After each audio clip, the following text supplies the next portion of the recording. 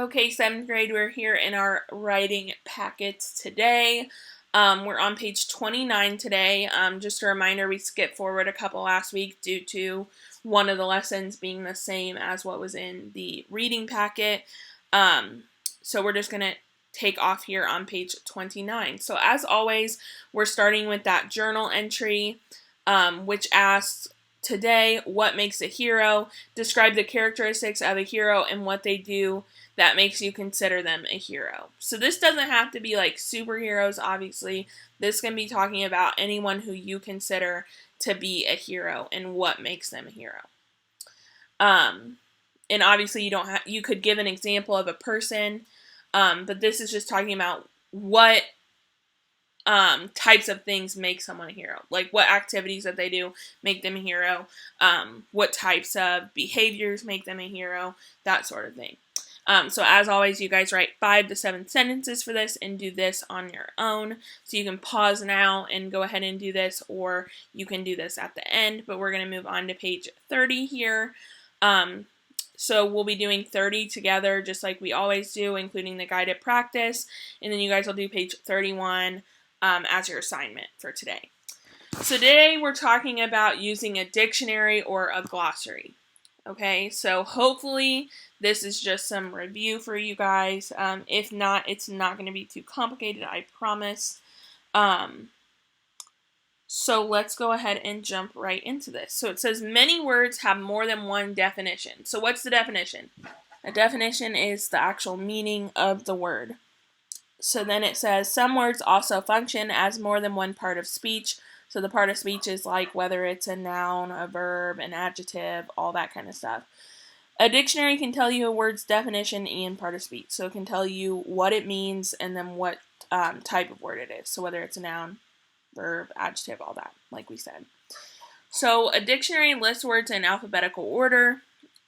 Each entry gives the word's pronunciation, which is how you pronounce it, the part of speech it can function as, and the word's meaning or meanings. So a lot of times a word has more than one meaning. So the example they give us in the first one is attempt has more than one meaning, so each definition is numbered. So you can see here there's a 1, and it says an act of trying to achieve something, and then there's a second one, which is an effort to surpass a record. So this sample sentence clarifies one of the meanings of attempt. So they give you an example of a sentence. So the group decided to attempt Mount Mitchell, which is based on the 4th definition, because there's 3 total definitions. So the first 2, 1 and 2, are both nouns, okay? And then 3 and 4 are verbs. That's why there's a little V here and an N here. Okay, so to make an effort, to achieve, or complete, or to try to climb to the top. So the group decided to attempt Mount Mitchell is a sentence based on that 4th definition. So our second example is figure. It says pronunciations are in the parentheses a stress mark, which looks like kind of like an apostrophe, shows which syllable to stress. Pronunciations often depend on the part of speech. So here we have figure, it's a noun, a symbol such as a number, 2, a famous person, 3, the shape or form of someone or something, 4th turns into a verb, just like we talked about how this one changes into a verb here. 4 is to calculate, do math, 5 to believe or conclude, and then I never figured it would rain. So they never believed or concluded that it would rain. So a glossary is an alphabetical list of terms used in a book. Each entry explains the meaning of a word as it's used in that book. So in a textbook, you oftentimes have a glossary at the end. So any of the words that are like in bold, like these are here, would be in the glossary at the back of the book. Which the glossary is just a dictionary that's smaller and only includes terms that are used in that book.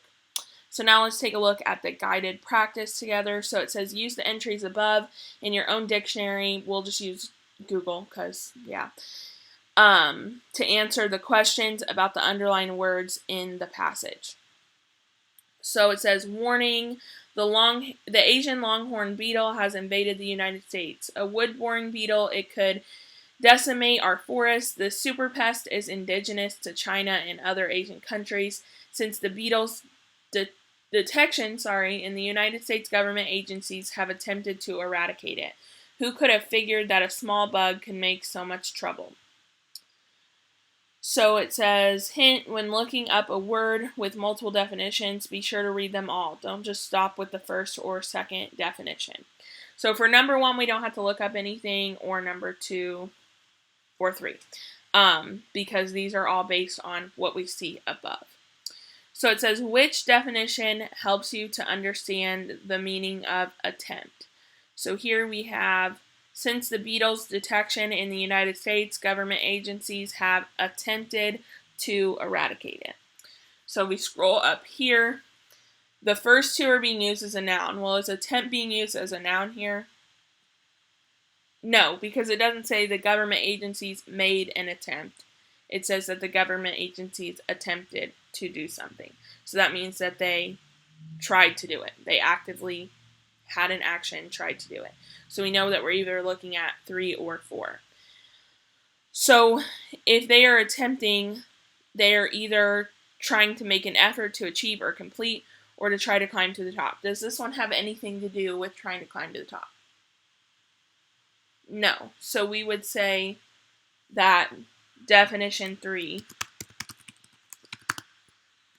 helps us to best understand the meaning, because it's talking about achieving or completing something, which is what they were trying to do.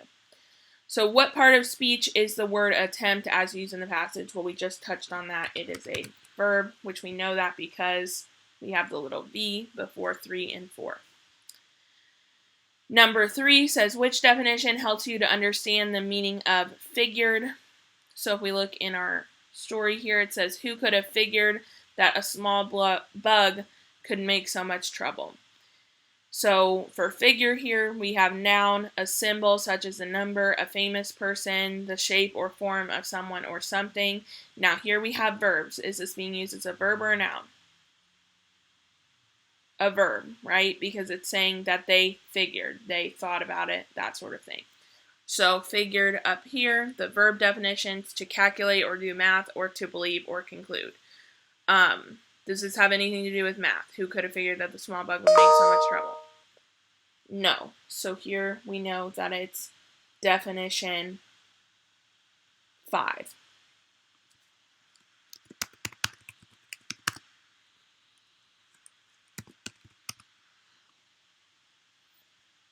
Which is talking about to believe or conclude. Now, number 4 says, use your dictionary to find the meanings and parts of speech of decimate, indigenous, and eradicate as they're used in the passage. So you're going to write your answers on a separate sheet of paper. I'm going to write them right up here. You can write them right up here. That's not a problem for me. I went ahead and pulled up dictionary.com. So first we're going to try to find the meaning of the word decimate.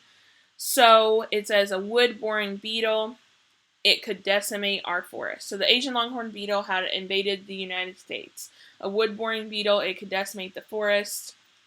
So what does decimate mean? Well, that's what we have to figure out. So let's go to the dictionary. You guys can use dictionary.com, or if you have a dictionary at home, you could also use that. So we have 3 definitions here for decimate, okay? Well, here we see that all of them are verbs, right? Because it says verb, there's no other thing that says noun. So it says 1, to destroy a great number or portion of, to select by lot and kill every 10th person of, or obsolete, to take a 10th of or from. Well, we know it's not talking about killing people, right? Because it's talking about the forest. And then it doesn't say anything about taking a 10th, right? So I think what we're looking at here is number 1, which is to destroy a great portion of. So that's what we'll say. And we need to have the part of speech also. So we would just say, put a V, and then we could say destroy a great portion of. And that's all you have to have for that. So number 2, we need to find the definition of the word indigenous. So it says this superpest, which is talking about the wood-boring beetle, is indigenous to China and other Asian countries. So if we go back to the dictionary here,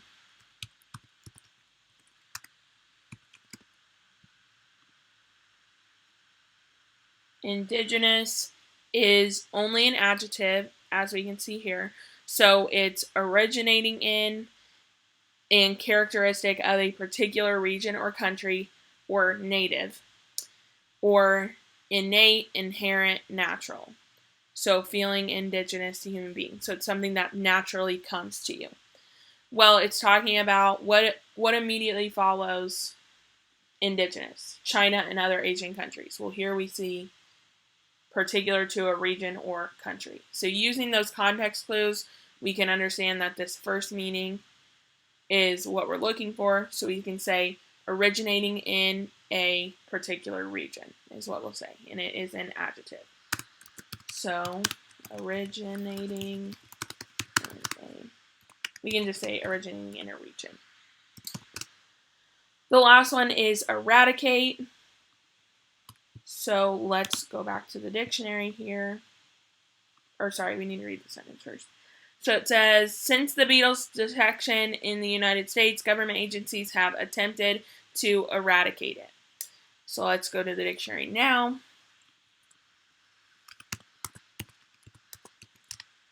Eradicate. This one is always a verb. So we have 3 verb definitions: to remove or destroy, to erase by rubbing or by means of a chemical solvent, or 3, to pull up by the roots. Well, it has nothing to do with the roots, right? Because it's a bug. So we're not talking about a plant or weeds or anything like that. So to erase by means of a chemical solvent, or to remove or destroy. So both of them have to do with destroying, but one has to do with destroying through chemicals. Okay, does it say anything about chemicals in here?